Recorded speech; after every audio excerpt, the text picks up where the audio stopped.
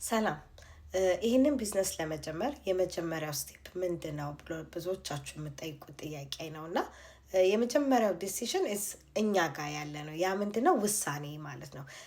ወስነን ለመጀመር አንድ ስቴፕ መሄድ ይገባናል። ስለዚህ ያ ማለት እግዚአብሔር ቢወድና ቢፈቅድ ብለን የምንጀምረው ነገር በራሳችን መተማመን ስንጀምር ይሄ ቢዝነስ መጀመሪያ ላይ ምንም አይነት ኤክስፒሪየንስ ያስፈልጋችሁም ሂውጅ መኒ ወይንም ደግሞ ፎሎ ሊስት ይሄን አድርጌ ነው ይሄንን መጀመር ያለብኝ የሚል ሲሆን ዲሲሽን በቃ I have to start first ካለ አንድ ሰው የመጀመሪያው ነገር ውሳኔ መወሰን ነው። ያ የወሰነው ሰው ዴን የሚቀጥለው ስቴፕ ኢሜይል እና ስሙን አስገብቶ ዌብሳይት ላይ ሳይን አፕ ማድረግ እና የነፃ ገለጻውን መመልከት ነው። ያንን ካደረግን በኋላ ነው ወደ ኔክስት ስቴፕ የምንሄደው። ስለዚህ የመጀመሪያው ስቴፕ ምንድን ነው ካላችሁ ውሳኔ።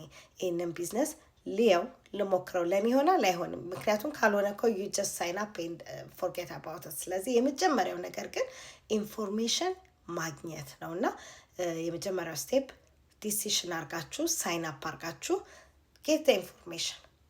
ቴንክ ዩ